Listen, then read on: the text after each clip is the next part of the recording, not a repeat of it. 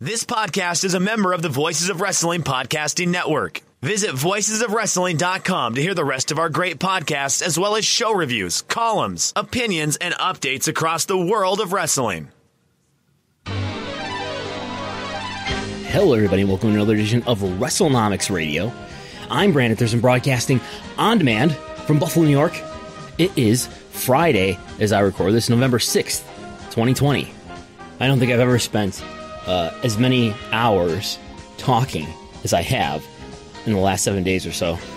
People who know me personally may know that I am not somebody who spends a lot of time in my life talking in any form.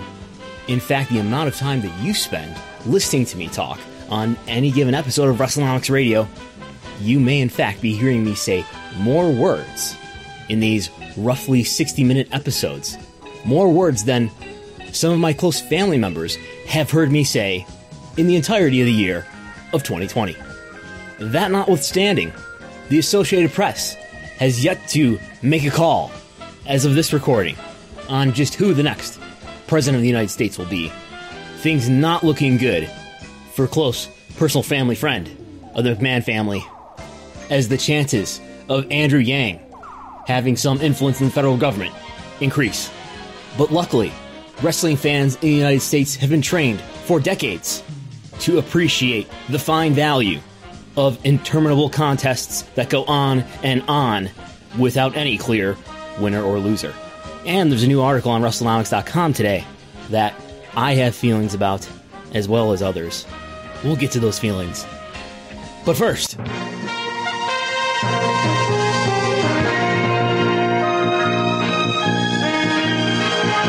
this week in wrestling business news, there's just really not a lot of big news headlines this week. I'll say it, there's no ad platforms here. The bigger news was last week with the Wwe Q3 report coming out. I have some follow-up on that this week. Stephanie McMahon announced on Twitter that WWE has a new TV deal in Thailand to broadcast Raw and SmackDown on the network 3BB Sport 1. PW Insider has also learned that Stephanie McMahon, the chief brand officer for WWE, has taken on another role within the company as she takes over supervision of the Global Sales and Partnerships Department, an area that includes matters like sponsorships and other business relationships. Reportedly, she took on this role beginning in August. WWE Executive Vice President John Brody, who works in that area, is still working there and now reports to Stephanie. By the way, speaking of WTV deals in Thailand, WWE's former broadcast partner in Thailand, CTH, just for some deep background of wrestling business history here, recent history. Thailand is the region where WWE was broadcasting through CTH, and CTH fell way behind on payments to WWE for broadcast rights.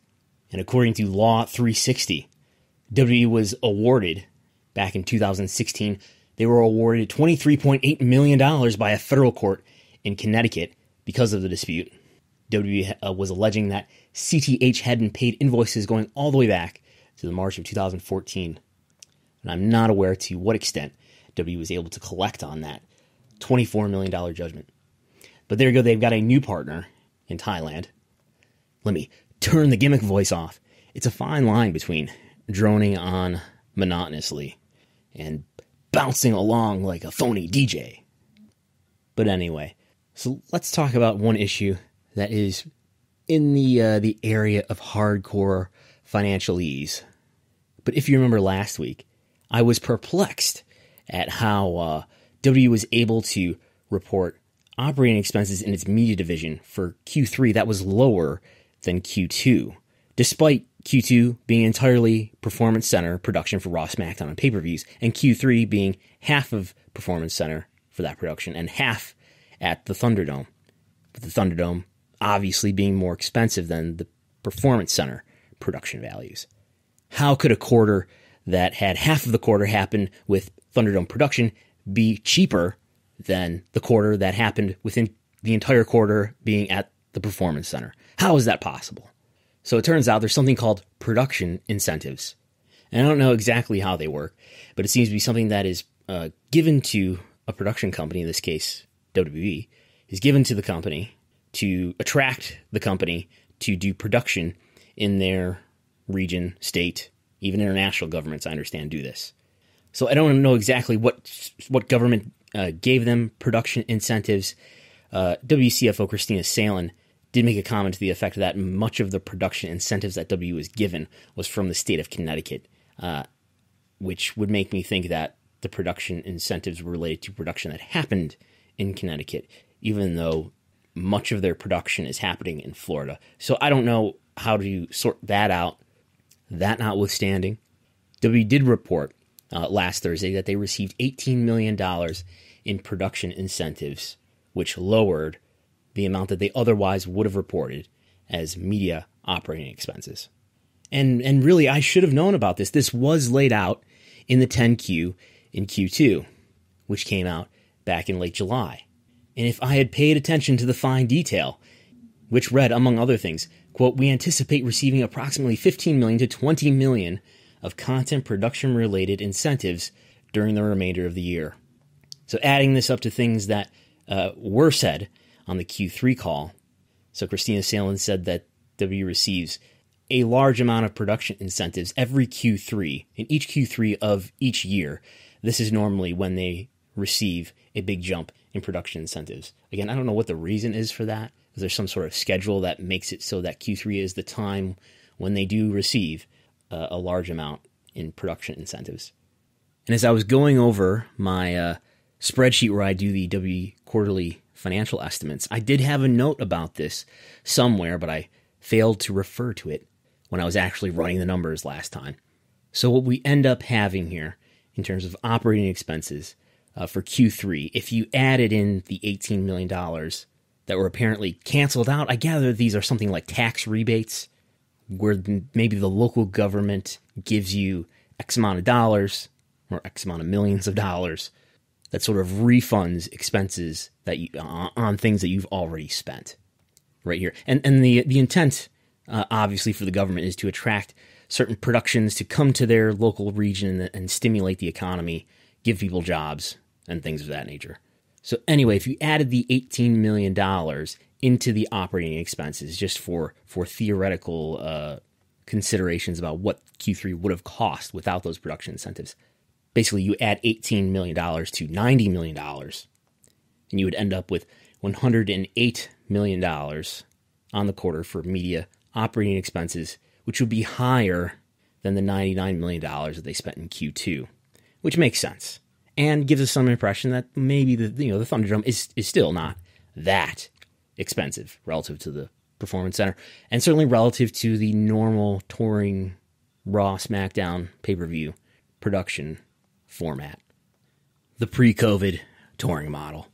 So I have a new table all laid out with the Q4 estimate.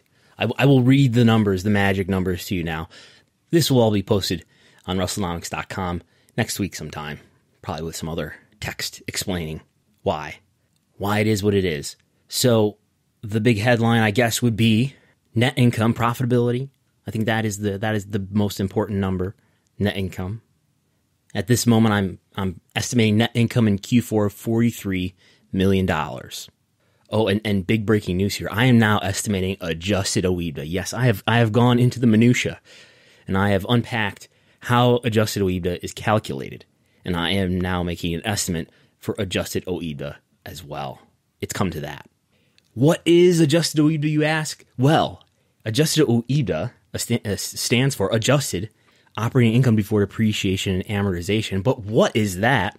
Well, you probably want to ask an accountant, but OIBDA, never mind adjusted OIBDA, but just OIBDA, I think of, from what I gather, is basically the earliest measurement of profit before various things are taken out of it.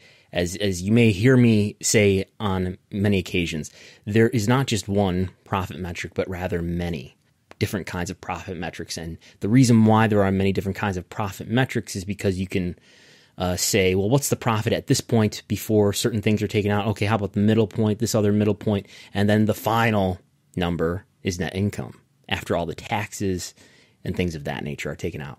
Again, I think the good analogy here is something that I think people are familiar with is their paycheck. You have a gross pay before taxes and deductions and benefits are taken out, and then you have a net take-home pay, the amount of money that you're actually able to cash out or that goes into your direct deposit. That's kind of like net income, your net take-home pay.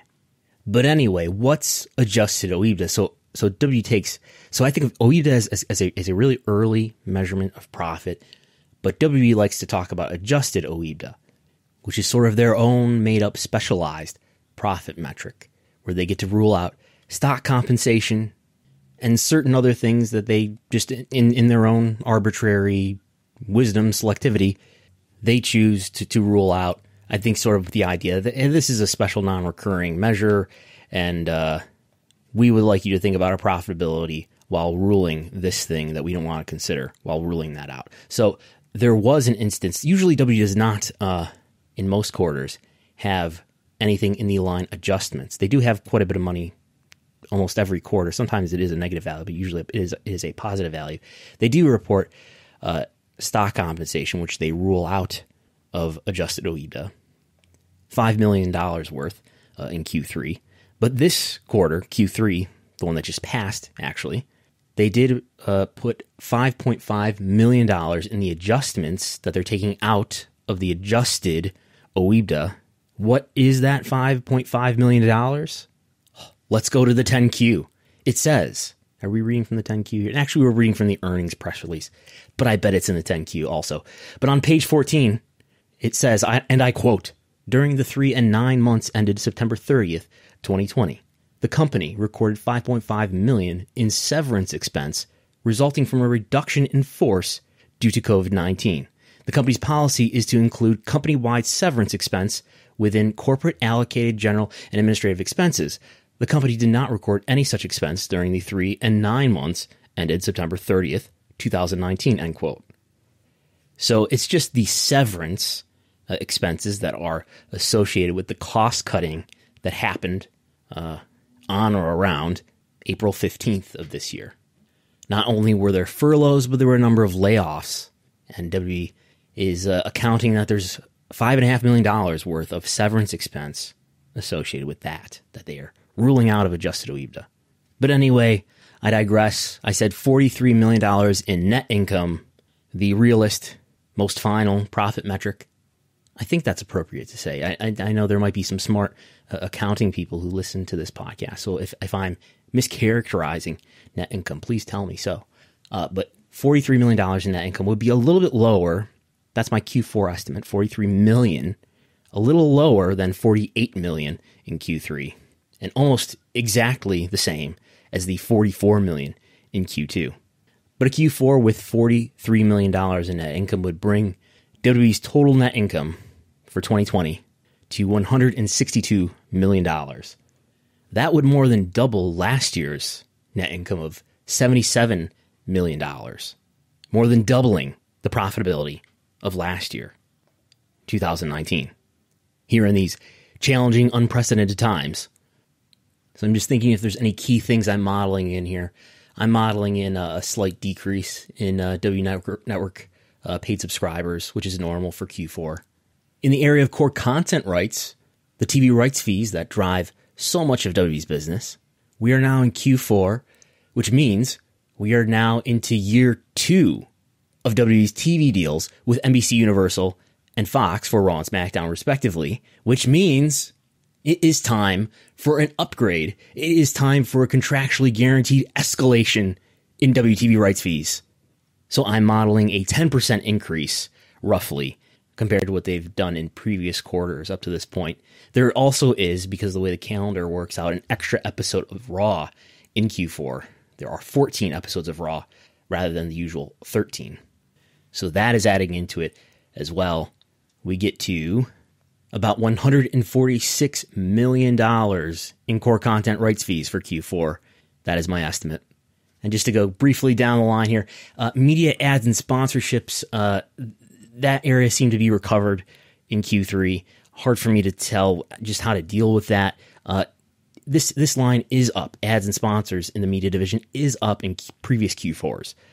I would guess related to the increase in ad demand around the holidays. So it was $27.6 million. 2019 Q4, I'm modeling $27 million this Q4.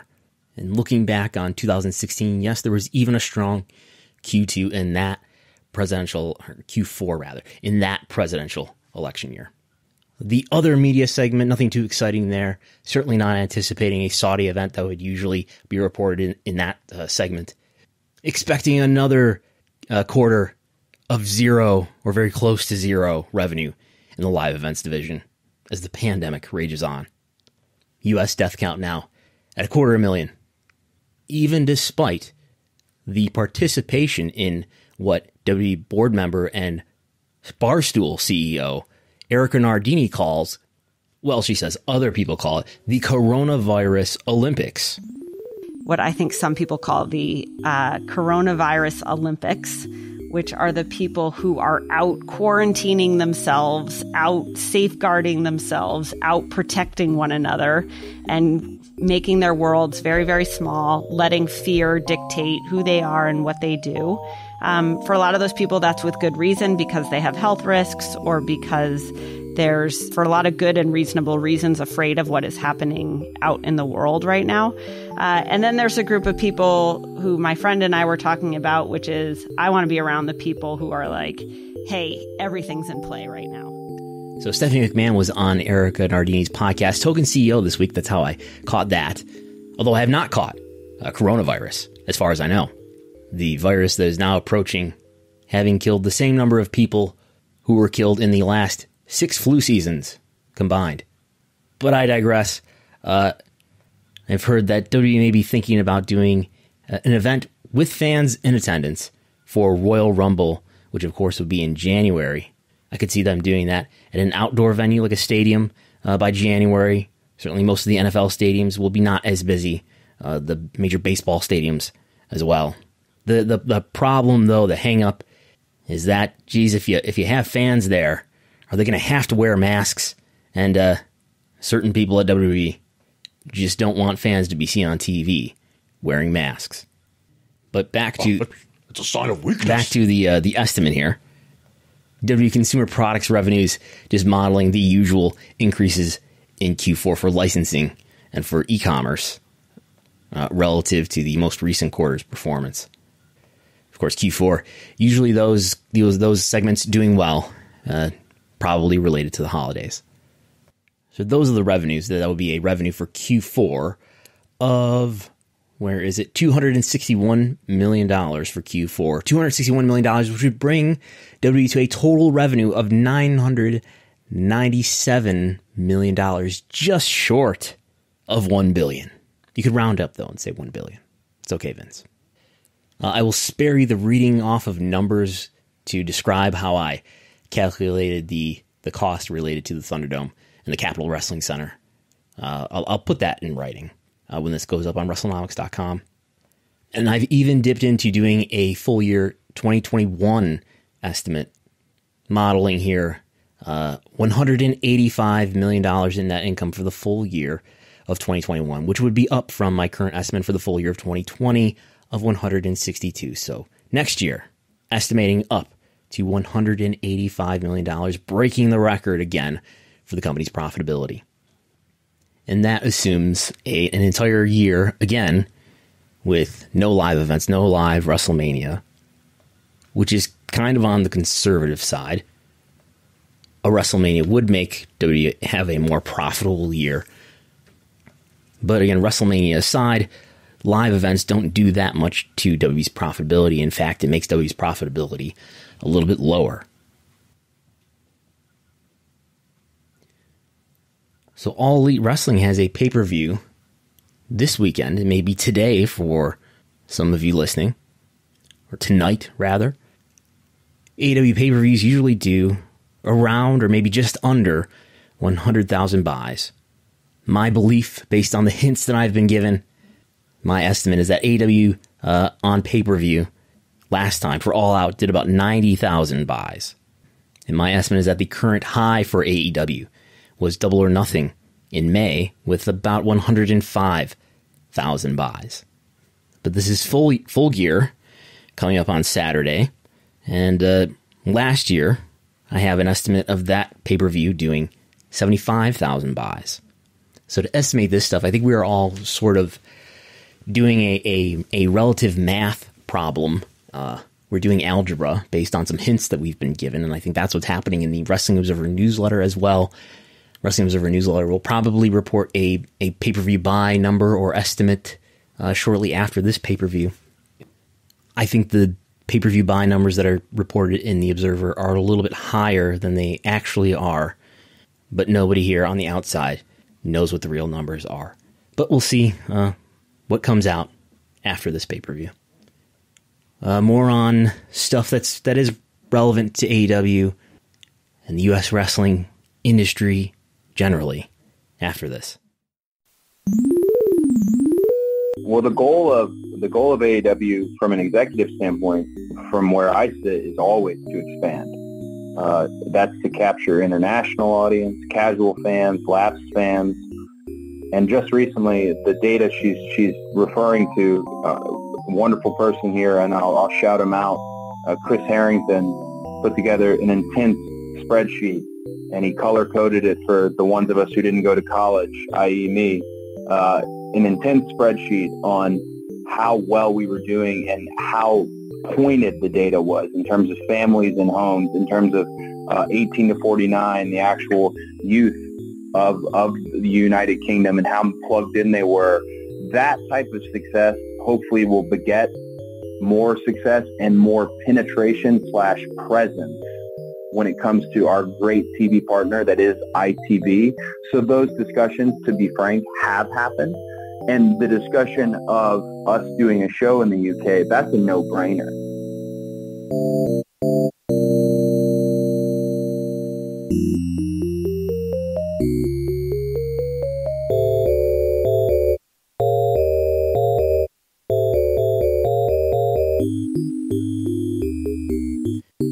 So there's Cody Rhodes from, that was Thursday, the AEW media conference call in advance of the Full Gear pay-per-view. Cody mentioning some intense spreadsheets that former co-host of Wrestlenomics Radio, Chris Harrington, better known to some as Mookie, was putting together. Color-coded spreadsheets that I just think might be referring to conditional formatting, one of my favorites in the Microsoft Excel, Google Sheets world. So earlier today, I posted on Wrestlenomics.com, which you can read right now at Wrestlenomics.com, an article, an opinionated article called "There Is No Mainstream Wrestling in the U.S." Definitely a provocative title. I admit it was intended to be a provocative title. So I'm going to talk about what this article says. You can read it as well. And then this is the plan, I'm going to look at some of the responses, some of the feedback to this article, and discuss that. First, some personal reflection. All those lessons from Marshall McLuhan over the years come to mind at times like this, where the media that we use to express various ideas really does matter, more so than the content does sometimes. You can, especially as I've done this podcast every week now since March, it's become more clear to me that you can say certain things in podcast form that people will not really respond to, but you can write those things and people will respond strongly to it. What do I mean by that? I guess part of it is because if you're saying something on Twitter or sharing something on Twitter, people are there with their accounts and they are creating the content along with you, and they can easily interact with it. And I think the quote tweet has been incredibly, give me a neutral word here. I think the quote tweet has had a lot of effect in how people interact with each other on Twitter, let's say, how people respond to various things. But for example, there are some things, let's just talk about news. There are some things which I would call information. So not just my opinion or my speculation, but things that I know that most people don't know about various news items in the wrestling universe of the moment. I'm more willing to say those things here in audio than I am willing to write it. Why? Not that this happens very often, although it did just happen earlier in this program, if you were paying attention. But I'm far more willing to say things like that in audio than in writing, because in writing, digital writing, it can be shared very easily. And in audio, it cannot be shared very easily. That's a big part of it, right? And there's the concern about the consequence, or what I might perceive to be the misunderstanding of what I've said. And that goes for opinions too. And when it comes to opinions, writing just seems more hostile for some reason. At least online writing certainly does. I think we've all experienced that. It's very easy for a conversation online, especially if it's between anonymous subjects or subjects who do not know each other personally. It's very easy for those discussions online to escalate into personal attacks and things of that nature, and just non-productive, non-constructive conversations. Yet, if you have the same conversation with that person in person, you could see it going much differently and much more constructively and respectfully.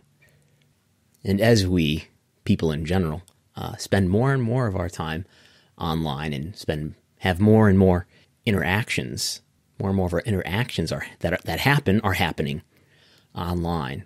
I think that tells you a lot about the political environment we have increasingly lived in over the last several years.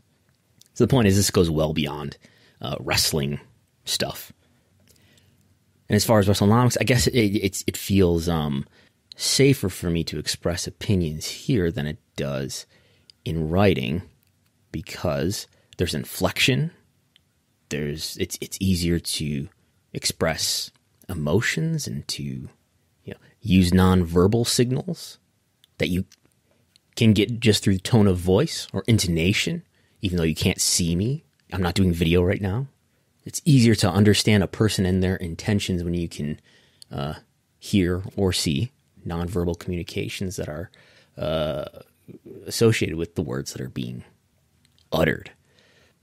So I have more confidence that my words will not be misinterpreted or misunderstood or misconstrued when I'm speaking in audio. And it's harder to, or at least it requires more friction to respond to something that somebody said on their podcast. Obviously it happens, but it's more of a chore. It requires more effort to respond to something that somebody said on a podcast versus something that someone said on social media, especially Twitter. So anyway, I wrote this article, and it's got some receptive feedback, and it's got some critical feedback. Some people feel like this is spot on, and some people feel like, yeah, this is totally wrong, and it's unsatisfying. Furthermore, there are people who like this article, and it concerns me that those people like this article. So we'll get into that. So that's the media. That's the message of the media. And let's get into the content. So there are two pro wrestling companies now, WWE and AEW, now that have coverage in most U.S. homes. And yes, I've done the math. I think there's about 130 million U.S. homes.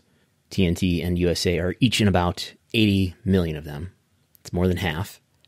They're in more than half of U.S. homes. Another Impact Wrestling on Access is in about a third of U.S. homes, and about half of the cable homes.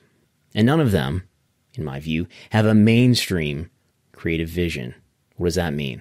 We'll talk about it. Instead, I think they have niche creative visions. The execution of those niche creative visions may gratify the key decision makers and the key performers who are involved with doing the creative. But while companies prioritize amusement over a sports-like presentation, that is the key. I'm going to talk a lot about a sports-like presentation here. While they prioritize certain kinds of novelty over a sports-like presentation, they turn off, I believe, more fans than they attract. And therefore, the potential market for pro wrestling remains limited. So all of what I've just said is very ambiguous, I admit. We'll unpack all that in a moment. First, let's think about how we got here, set the stage, and understand the background, the history of why wrestling creative in the United States is what it is. Televised professional wrestling in the United States has been desperate, in my view, to be anything but sports for the last 30 years. At a time when he was probably still paying for TV time, Vince McMahon won the 1980s wrestling war with gimmick-heavy, creative, and celebrity guest appearances, rockin' wrestling, the Hulk Hogan, Hulkamania era. And then Vince finally vanquished his rival World Championship Wrestling in 2001. Vince's former disciples with the creative influence at WCW, for example, Hulk Hogan, Kevin Nash, Vince Russo, and so on, they played a role in causing the company to combust from dysfunction as they poorly tried to apply Vince's vision of wrestling. Now, I know WCW did not go out of business only due to whatever they were doing creatively. There were many factors, of which the chaotic creative situation was just one. But it was one. So back then, at that time, 2001, I looked up the annual report for WWE for fiscal year 2001. Fiscal year, I don't remember what month it was ending, but fiscal year 2001, WWF, before it was WWE, was getting just $550,000 a week from Viacom for Raw, and just $300,000 weekly for SmackDown from UPN. It's a fraction of what they're getting now for those programs. So perhaps feeling affirmed by achieving a virtual monopoly on pro wrestling or sports entertainment, around that time McMahon's programs became increasingly scripted. Backstage skits where the wrestlers did not acknowledge awareness of the camera. Those became routine on Raw and SmackDown. And since winning the wrestling war in 2001, theoretically affirming Vince's genius, WWE has doubled down on his less sports-like vision, while becoming gradually less popular with consumers in the ensuing 19 years. Total Nonstop Action made it to high-coverage cable, Viacom Spike in 2005, shortly after Raw left Viacom, returning to the USA Network. TNA made it to Spike, to high-coverage cable, and they tried, but failed to compete with Vince. But they competed with Vince only on his own creative terms. The leaders at TNA largely assumed Vince's creative approach was the right and true way to appeal to the masses. His dominance of the industry must have been proof. TNA's creative endeavors, in fact, were so chronically disdained that the company had to abandon its toxic trade name and rebrand itself Impact Wrestling in 2017. It's as if Vince has long been trying to morph his pro wrestling business, which he took over from his father, into something that transcends pro wrestling. He spent decades trying to make movies, but literally, he has W Studios. And he spent longer trying to turn his programs into something more like the scripted entertainment that gets more cultural respect. So what befalls WWE now is a tragicomic blessing. The media economy is making pro wrestling richer than it's ever been, not because it finally recognizes wrestling as this honorable scripted entertainment, but because it identifies wrestling as at least enough of a live sport. Despite the career-long efforts of Vince and the generation of derivative minds he trained and influenced, despite their efforts to divorce their medium pro wrestling from sport and to re-engineer it into some kind of ironic meta-comedy, or quote-unquote soap opera for guys, wrestling gets to share in the billions nonetheless. Fox now awards SmackDown with $4 million per episode. That's 13 times what they were getting from UPN. USA Network now gives Raw $5 million a week, 9 times what Viacom paid in 2001. I assure you that is a lot more than just an increase for inflation. TV networks are writing huge contracts for sports generally, in an eager attempt to keep the pay TV ecosystem alive in face of streaming video and the increasing uselessness of the very invention that originally helped bring Vince to such power, the cable TV subscription. So that is a very brief history of how we got to where we are creatively and what the economic situation is right now for wrestling television. And I propose, controversially, that what's going on in Japan and what's gone on in Japan for a number of years can tell us a lot about what a United States wrestling scene that was not so influenced by one dominant company and one dominant CEO, what that scene might be like and what it might naturally unfold into based on the inclinations of human beings in this culture. Bearing in mind that, yes, Japan and the United States are different countries with different cultures. Nonetheless, I think Japan is kind of a control group for the wider wrestling business. The leading company in Japan is New Japan Pro Wrestling. They are the leader by a wide margin above all other Japanese wrestling companies. New Japan, as many people know, features a straightforward sports approach without fourth-walled skits, without ironic breaks from the narrative, with few wrestling angles, and with some of the most charismatic and talented wrestlers of the generation, some of the most intriguing stories that have been told in wrestling in the last several years. New Japan is a mainstream product. It is the leader in its domestic market, and in fact, it's grown its consumer metrics, which is important, and we'll get to that. So I would suggest that the likely outcome for modern pro wrestling in the U.S. market is that it can be led by a major player here whose creative approach is one presenting wrestling more strongly as a sport. Yes, still predetermined, and I'm not proposing UWFI or Bloodsport. Not that style of presentation, but merely something closer to what New Japan does. So yes, predetermined still, spectacular still, characters still, entrances, storylines, just more sports-like and reality-based storylines. A creative approach with the audacity to take itself seriously. A company where titles, wins, losses, and angles are greatly consequential, not merely the currency of a desensitized narrative. And if this is not the likely outcome, it is at least an untested creative approach to trying to capture the widest audience. Now, certainly there's an audience interested in things like comedy and wrestling, extraordinary storylines, other experiments from other mediums, things that are exemplified in WWE's cinematic matches and AEW's Dinner Debonair, just to name a few.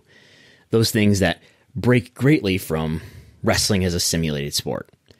There's a real and respectable audience that's interested in a new kind of flavor of wrestling. Along the lines of something that I said a few weeks ago, I think critiques like this of wrestling creative have, in a way, been spoiled by people who are being excessively hostile and dismissive of even the existence of a different flavor of wrestling. People who do not say that, look, there's a space for that kind of wrestling, and that is respectable, and you are well within your rights to have your taste served.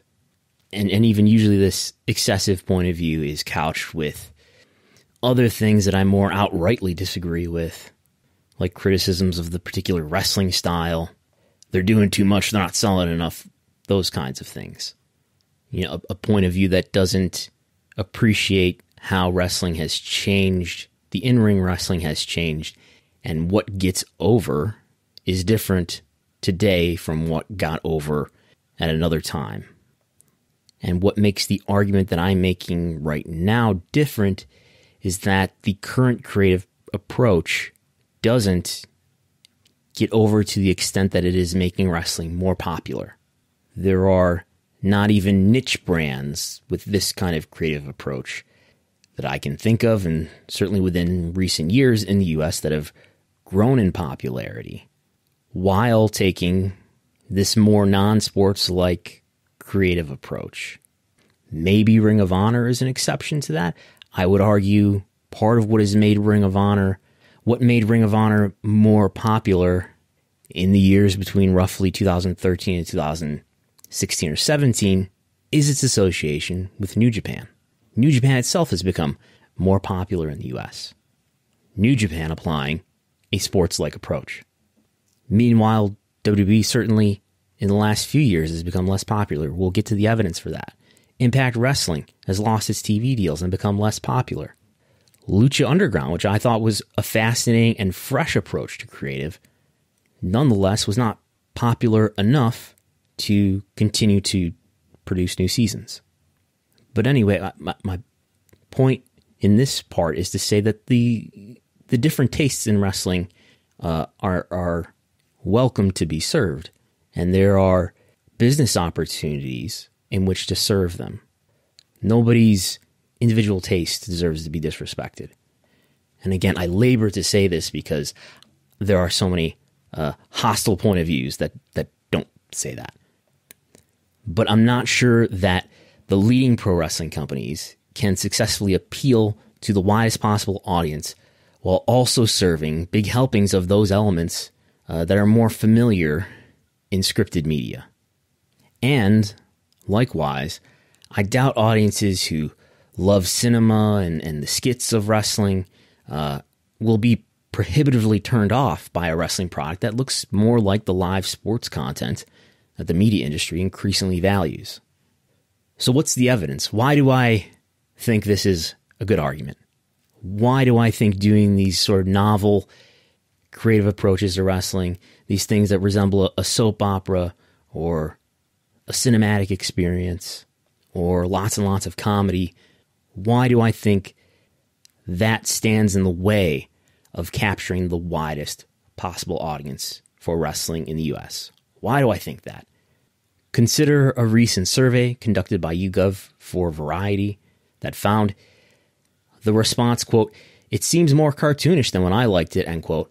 That was the leading reason former wrestling viewers said they stopped watching. It seems more cartoonish now than when I used to watch it.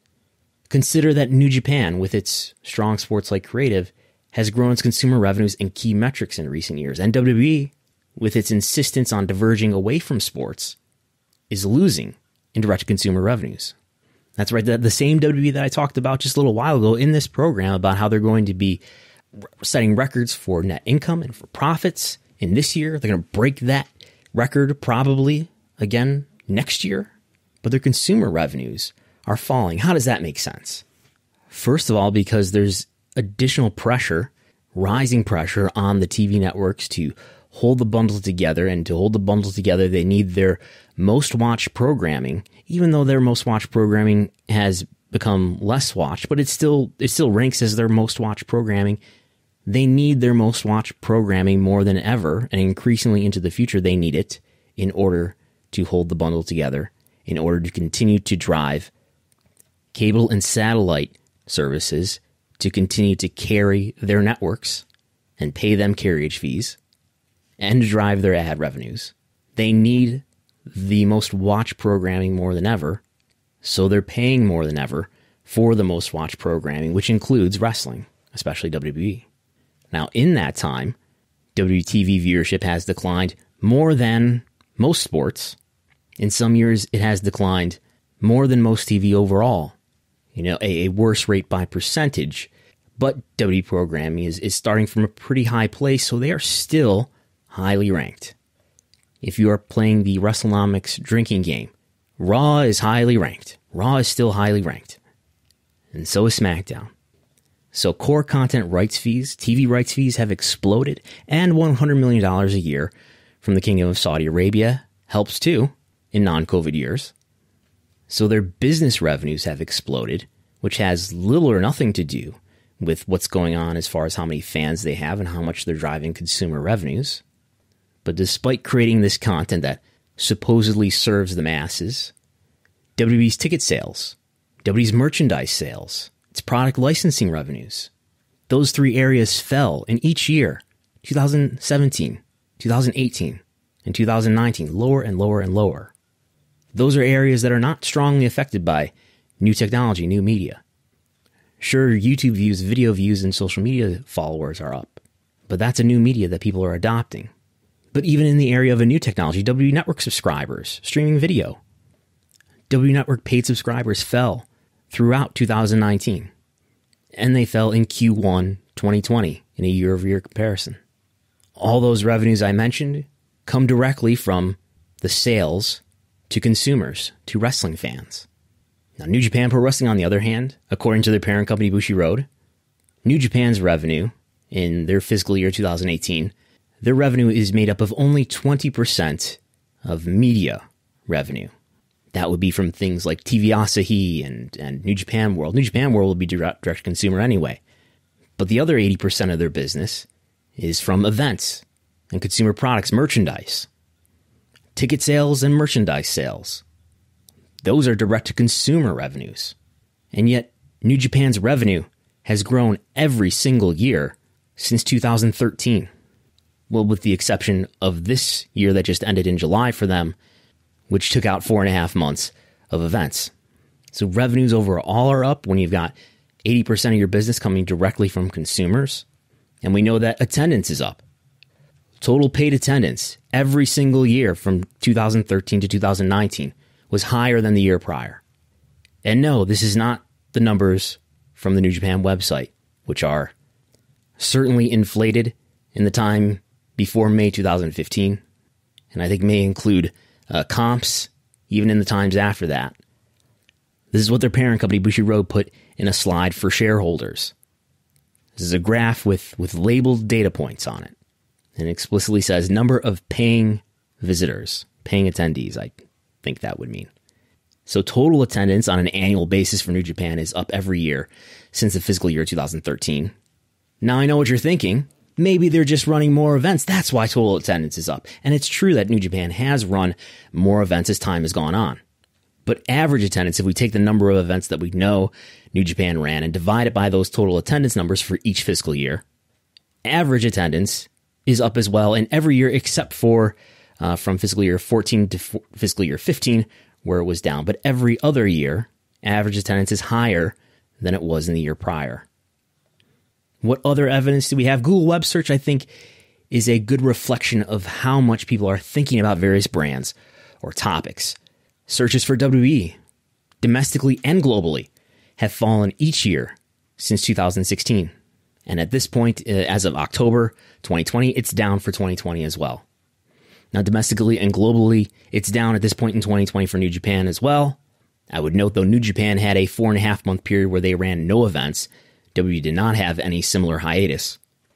But while domestically and globally, Google Web searches for WWE are down in each year since 2016, Google Web searches globally and in Japan for New Japan are up in each year, not just since 2016, but since 2010.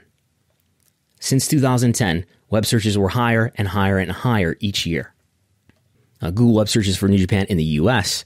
have been up each year since 2013 until they're up in 2018, and then they're down in 2019. I would note that that's the year that AEW launched, and then they are down again in the COVID year of 2020. So globally, while WWE is a way more recognizable and popular brand on the whole, United States, globally, way more popular than New Japan. WWE towers over everybody. But the trajectory of the two brands are going in opposite directions. Again, WWE driving lower consumer revenues, New Japan driving higher consumer revenues.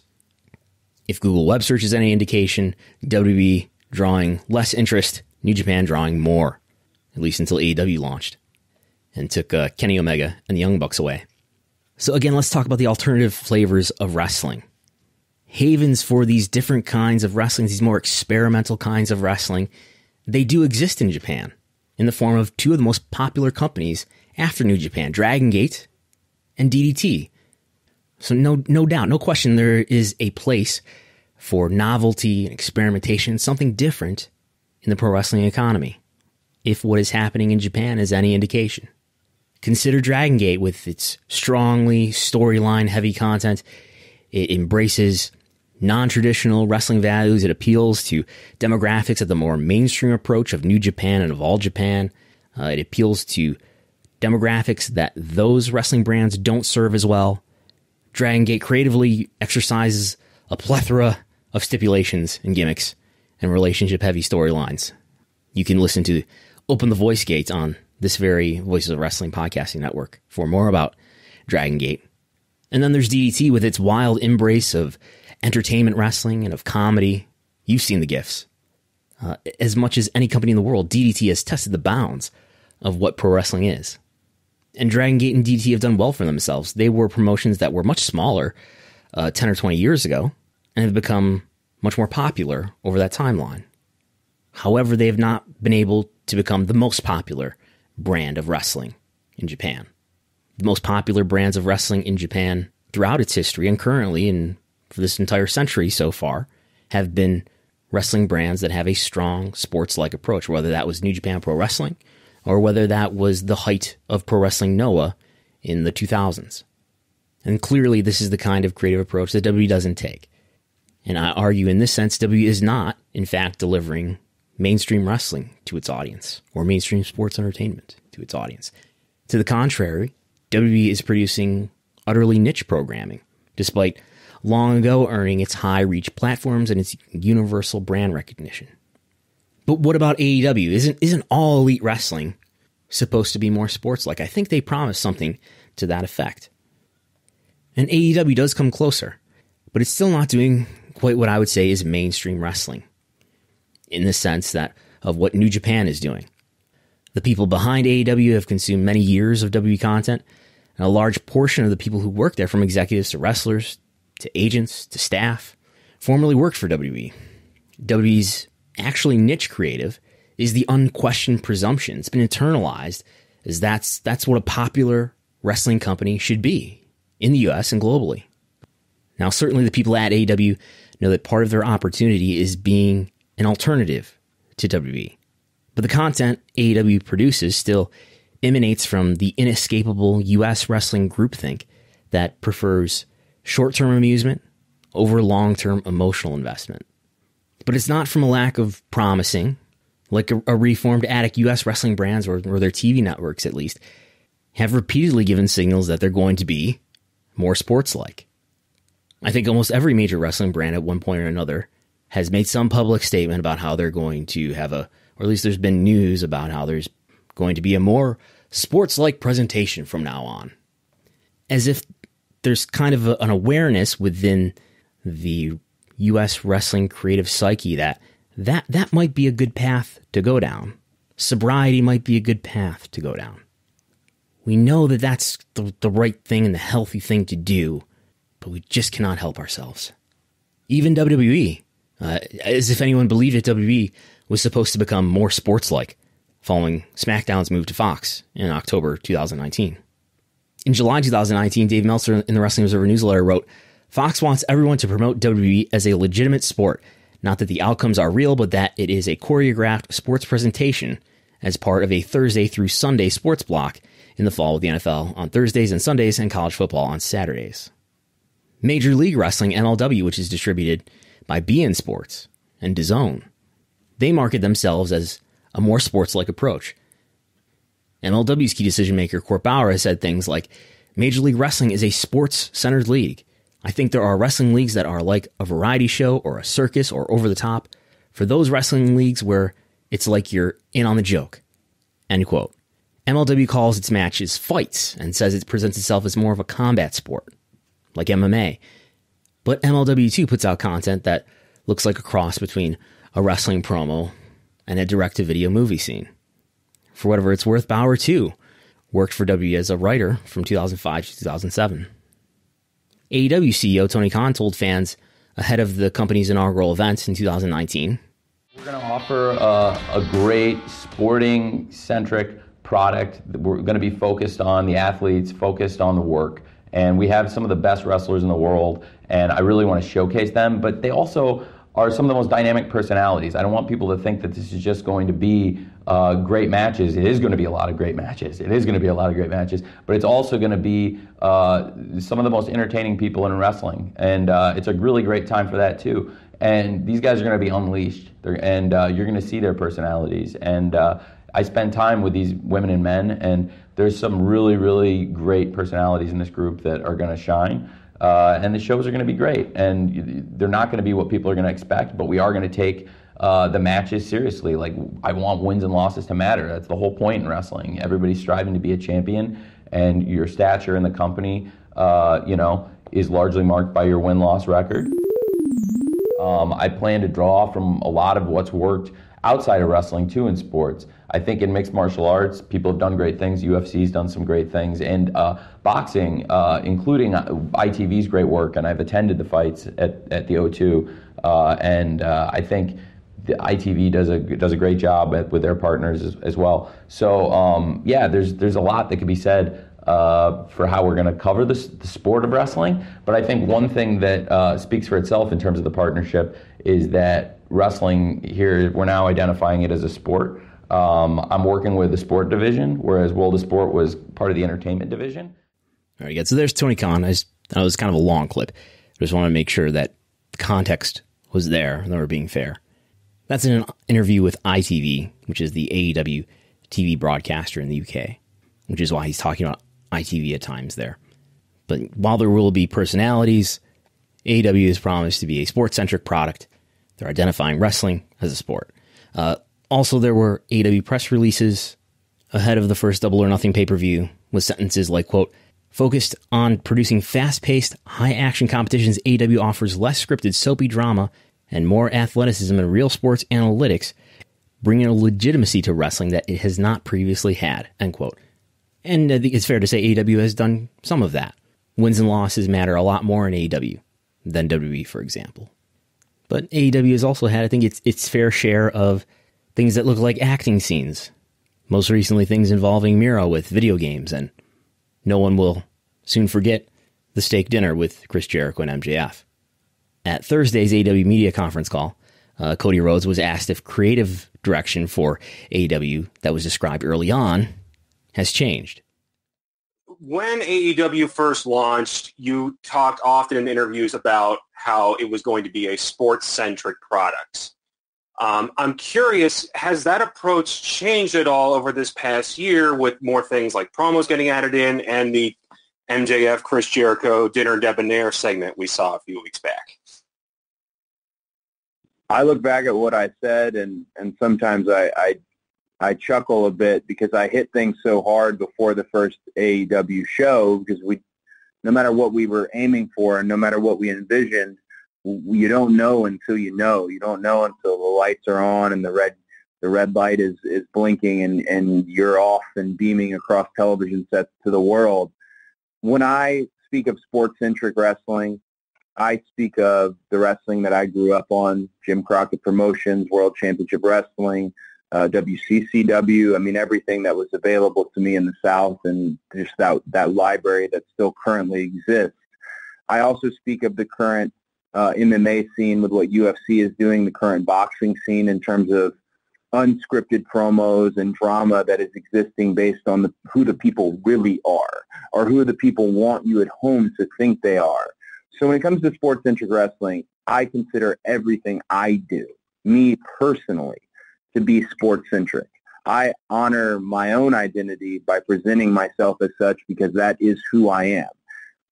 You talk about Dinner Debonair. That is who Chris Jericho is. There are different flavors of ice creams that we serve at AEW, and it is very funny to me, some of the modern, I don't know if pundits is the term, the wrestling journalism that tells you it has to all be one way. That hasn't worked for anyone you've told that it has to all be one way. So why tell us such? It's very much different flavors. Chris represents his brand incredibly well. The meta style that the Young Bucks have is very well. The strong style approach that Kenny is bringing back into his singles repertoire, very much himself. Honestly, so many different flavors. But I can always stand by what I said then and very much still be able to say it now, because what I do as a wrestler, what Cody Rhodes does when he's on screen, will always be sports-centric, because that's the type of wrestling I love, and that's the type of stories that I personally like to tell. The 7-minute musical comedy involving Chris Jericho and MJF on the October 12th episode of AEW Dynamite got rave reviews from some fans. I was happening to be watching live and thought it was genuinely creative and funny and intelligent. all of which I think is rare for comedy and wrestling, or musicals for that matter. MJF revealed himself to be a great singer, and there may be a time and place to do this kind of thing, even in a sports-centric kind of wrestling product, but maybe not within the main show, within the main narrative, suddenly breaking it into song. As well done in its own right as it may have been. But why? Plenty of people seem to have liked it. I just told you I liked it. But Le Dinner Debonair drove viewers away. 15% of the total audience tuned out before it was over. It was a 7-minute segment. According to numbers that Wade Keller read on one of his audio shows, the segment at 9:19 started out with 782,000 viewers and finished with 665,000. So again, down 15%. The average growth or loss for viewership in the sixth quarter where that segment appeared. The sixth quarter for AEW on average throughout the just over 1 year that the show has been on the air. On average, the sixth quarter declines by 4%. Again, this declined by 15%. That's 4% for both the total audience and the key demo, very similar. And despite Chris Jericho dubbing himself the Demo God, 11% of adults 18 to 49 tuned out throughout the course of the 7-minute segment as well. P 18 to 49 at 9:19 p.m. was at 402,000. When the segment ended at 9:25 p.m., the key demo audience was down to 357,000. Again, a loss of 11% when normally quarter 6 loses 4%. A loss of 11 when it normally loses 4.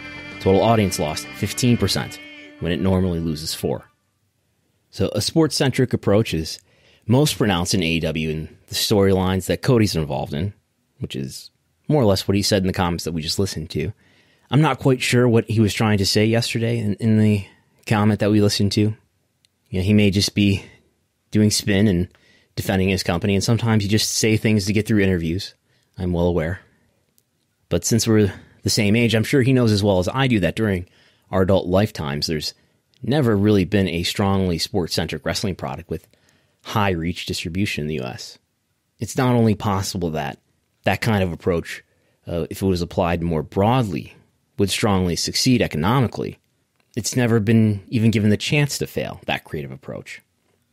And when sports have never been more economically valuable than they are now, I think now is certainly the time for someone to at least try.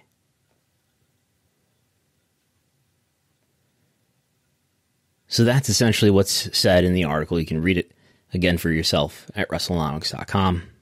Again, the title is There Is No Mainstream Wrestling in the U.S. So I want to talk about some of the feedback I got. Again, this was divisive, probably partly due to the title, which I'm now questioning whether it was not only provocative, but clickbaity. But some of the response, obviously there was some positive response to it, and that's appreciated.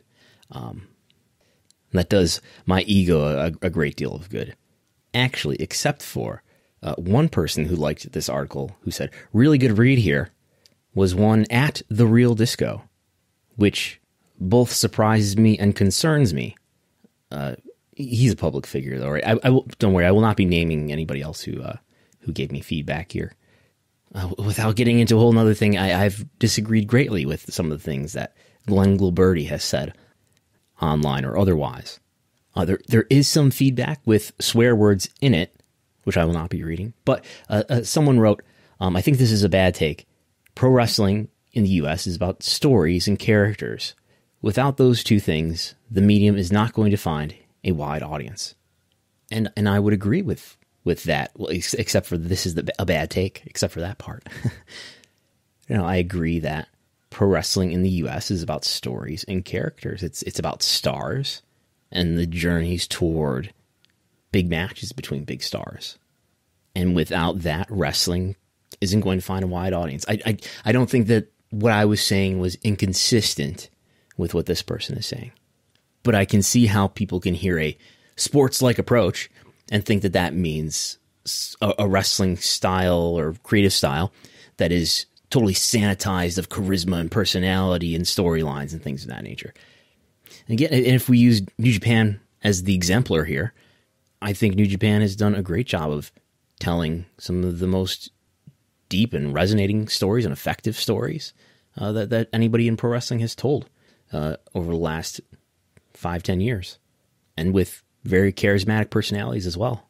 This is the promotion that has featured Hiroshi Tanahashi, Shinsuke Nakamura, Tetsuya Naito, Kenny Omega, and so on. And I see no reason why a US-based promotion could not tell stories as well and as effectively, at a minimum, and accentuate rather than undermine personalities for a US audience with a sports-like approach, with full entrances and interviews before matches, and maybe rather than soliloquies in the ring, standing there with a microphone, maybe there's post-match interviews in the ring. Maybe there's post-match angles at times, rarely, and for maximum effect. I mean, I know there's a lot of ways to interpret what I'm saying, but I don't think what I'm saying is that dry or radical. Okay, someone else said, a thing I wish this addressed, though, is the ride of wrestling to once being mainstream and how that happened, and not just the fall after WCW folded. During the years WCW and Raw built audiences, I wouldn't say I thought they were particularly sports-based, but they could be a remnant of viewing trends in the 90s versus now that I don't have any context for personally or from the article. Okay, that's a good point to raise. And again, I agree with the basics of what you're saying here. In particular, the part where you say, because during the years WCW and Raw built audiences, I wouldn't say I thought they were particularly sports-based. They definitely, especially in the late 90s, they weren't. You know, things in the middle 90s are sort of traveling on the spectrum, I think, toward a less sports-based creative approach. So I guess what I think, and maybe I could have spelled out more clearly, is that a sports-based approach is appropriate today, given the set of evidence that we have in front of us. That is, TV networks value live sports more than ever, so serve them something that's more live sports-like. We have some evidence that wrestling fans have been turned off because of the diversion away from a sports-like presentation. We have really the only major wrestling brand that has become more popular in its domestic market, and to an extent in the US, New Japan Pro Wrestling, has become more popular. That's the only one on a major level, and they've done it with a creative approach that is more sports-like than any other major company in the world.